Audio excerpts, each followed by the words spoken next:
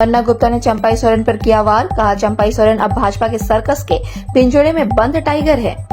झारखंड के स्वास्थ्य एवं खाद्य आपूर्ति मंत्री बन्ना गुप्ता ने एक बार फिर से पूर्व सीएम चंपाई सोरेन को लेकर बड़ी बात कह दी है।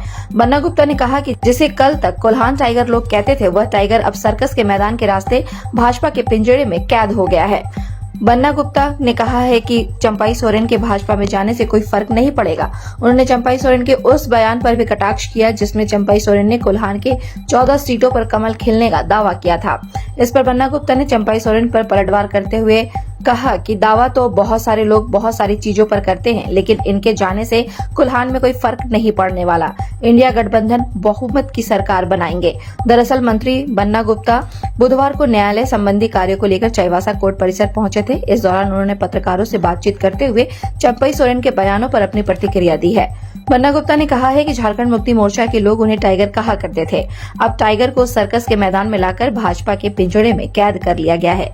भाजपा के रिंग मास्टर उनको जो सिखा रहे हैं, चंपाई सोरेन वही बोल रहे हैं। पहला सीख है साहेबगंज और अन्य जगहों पर बांग्लादेशी घुसपैठ और फिर हिंदू मुसलमान।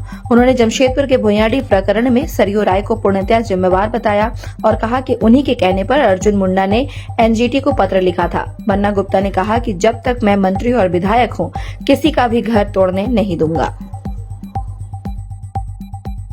भाजपा में जाने से इंडिया गठबंधन का कोल्हान में जो है क्या स्थिति रहेगी? वो दावा कर रहे हैं 14 सीट जीतेंगे। दावा करने के लिए तो बहुत सारे लोग बहुत चीज दावा करते हैं, इनके जाने से कोई भी फर्क नहीं पड़ने का है। और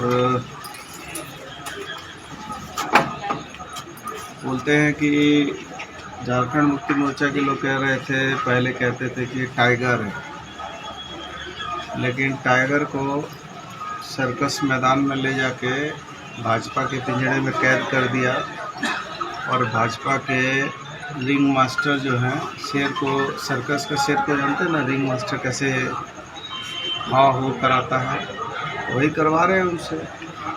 अब उनको सबसे पहला सीख है कि भाई साहबगंज और कहाँ बंगला घुसपैठी, फिर हिंदू मुसलमान, फिर ये सब बहुत टाइप का उनका शिक्षा होता है। वो शिक्षा अभी धीरे धीरे ग्रहण कर रहे हैं। अभी उनको 2-3-4 चीज़ बता दिया गया है कि यही बोला है, वही बोल रहे हैं। अच्छे आदमी हैं इसलिए बोल रहे हैं। कोल्हान में कितना फर्क पड़ेगा विधानसभा चुनाव में? कुछ फर्क नहीं पड़ेगा। पूरी बहुमत की सरकार बनाएंगे हम। भुइयाडी मामले में मुंडा जी का और सरयू राय जी की जो भूमिका है उस पर क्या बोलेंगे? देखिए, निश्चित तौर पर ये सारे जवाबदेही के जिम्मेवार जो हैं सरयू राय जी हैं। उन्हीं के कहने पर मुंडा जी ने एनजीटी को चिट्ठी भेजा और एनजीटी ने फिर इस टाइप का आदेश किया है। तो इसके लिए कसूरवार कौन है? कसूरवार ये है, यही दोनों लोग हैं। अब जो है बताइए, जो लोग सेंसिटिव जोन के नाम पर जिस तरीके से खेल खेला जा रहा है, जब तक मैं विधायक हूँ, मंत्री हूँ, किसी के भी घर को तोड़ने नहीं दूंगा। और ये गलत तरीके से एनजीटी को गलत तरीके से इंटरप्रेट किया है लोगों ने। तो राज्य सरकार का इस पर क्या पहल होगा बचाव के लिए? नहीं, बचाव के लिए क्या है? बचाव के लिए देखिए, ये तो निश्चित तौर पर जिन लोगों ने ये इस तरह का काम किया है उसको जनता माफ़ नहीं करेगी, देखा जाएगा।